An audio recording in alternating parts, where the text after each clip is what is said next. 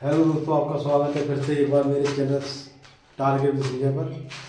आज आपके लिए सर नए सवाल लाए हैं जो कि देखने में थोड़ा कठिन लगते हैं और जिसने पढ़े ना हो उसके लिए कठिन होते ही। तो इसलिए आप देखते रहिए और इनका प्रैक्टिस करें। मैं बताता हूँ आपको, ज़्यादा इसमें आपको मेहनत की जरूरत नहीं है, केवल एक ट्रिक की जरूरत होती है। केवल दो संख्याओं का अनुपात 3:5 है और उनका एचसीएफ 8 है, तो उनका एलसीएम ज्ञात करो। हमेशा याद रखना, एचसीएफ वह संख्या होती है जो एलसीएम के अंदर छुपी होती है। इस चीज़ को मान के रखिए। अगर किसी संख्या का एलसीएम दिया होता है उसके अंदर एचसीएफ छुपा होता है।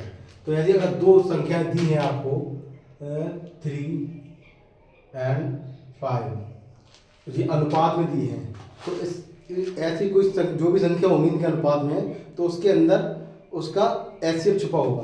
तो एचसीएफ छुपा होगा तो एलसीएम बराबर 3, इनका मल्टीप्लाई करेंगे गुणे 5, और एचसीएफ कितना दिया है, अगर एचसीएफ छुपा है तो उसका भी मल्टीप्लाई होगा।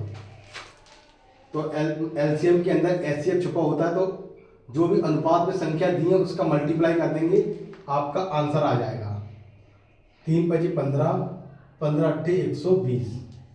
इसका एलसीएम आ जाएगा 120। उम्मीद है कि आपको समझ में आया होगा। हमारा सवाल वैसे ही है, बस उसमें 3 संख्या दी हुई है। ठीक है, 3 संख्याओं का अनुपात 3:2:2 है और उनका एचसीएफ 5 है, तो एलसीएम बराबर क्वेश्चन मार्क मतलब क्या होगा। ठीक है, तो ऐसे दिया जाएगा। संख्या आप लिख लीजिए 3:2:2। तो आपको एलसीएम निकालना है, तो एलसीएम के अंदर मैंने आपको बताया है कहीं ना कहीं एचसीएफ छुपा होता है, और एचसीएफ आपका दिया है 5 और संख्या आपको दी है ये 3। तो इन तीनों का मल्टीप्लाई और एचसीएफ अगर उसके अंदर छुपा होता है तो इसका भी मल्टीप्लाई ही होगा। ठीक है, और मल्टीप्लाई कर दीजिए आप। 3 दूनी 6, 2 12, 25 60, 60 इसका एलसीएम होगा। देखने में आपको ये सवाल बहुत बड़ा लगेगा, अगर आपने पढ़ा नहीं होगा तो बिल्कुल नहीं आएगा। इन सवालों का ज़्यादा से ज़्यादा प्रैक्टिस करिए, और नए 2 सवाल आपको और दिखाते हैं अभी हम।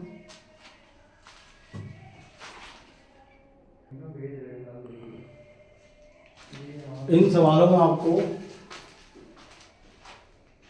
एक जैसे देखने में लगेंगे, लेकिन वो बिल्कुल अलग सवाल है। दो संख्याओं का अनुपात 2:3 है, यदि उनका एलसीएम 54 है तो उनका उन संख्याओं का योग ज्ञात, इसमें योग ज्ञात करना है आपको। ठीक है, तो आपको इन सवालों को पहले करना है। ये संख्याएं दी हैं आपकी 2x अनुपात 3x, तो इनका आपको एलसीएम निकालना है। इनका एलसीएम क्या होगा, 2 × 3 = 6x एलसीएम होगा। तो और एलसीएम आपको 54 पहले से दिया होगा, इसके इक्वल बराबर कर लेना दोनों को 54। तो x की वैल्यू आ गई, आपकी 9x। जब 9x आपकी वैल्यू आ गई है तो आपको ये मान इन संख्याओं में रखना है। 9 सॉरी x नहीं, 9 इसमें मान रखना है। तो पहले संख्या आ जाएगी आपकी 2 × 9, 3 × 9। तो आपकी आ गई है पहली संख्या। दूसरी संख्या कितनी हो गई, ये हो जाएगी 18, और ये हो जाएगी दूसरी संख्या हो जाएगी, और दूसरी संख्या हो जाएगी आपकी 27। और इनका आपको योग पूछा था, तो योग होगा इनका 45। ये इन सवाल करने का तरीका है, और अगर आप लगातार सवाल लगाते रहेंगे तो आपकी स्पीड बन जाएगी, वही आपकी शॉर्ट ट्रिक बन जाती है। ठीक है, ऐसी सवाल आपका ये है। 3 संख्याओं का अनुपात ये है, तो इनको 3x 8x 15x, इनका एलसीएम आप निकालेंगे तो आपका आएगा 120।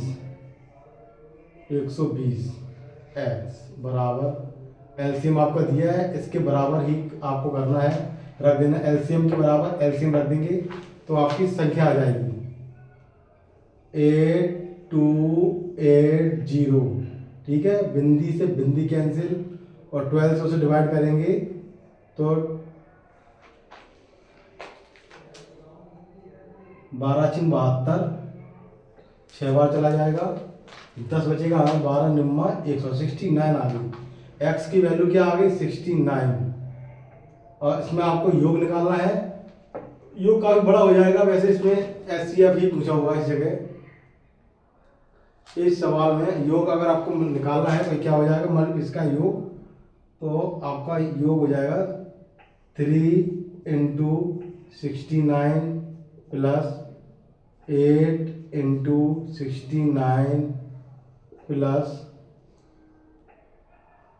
15×69। ठीक है, ये आपका आंसर हो जाएगा आपका। इस तरह के सवाल आपको ऐसे लगाने हैं। ठीक है, 2 सवाल और आपको बताते हैं अभी हम।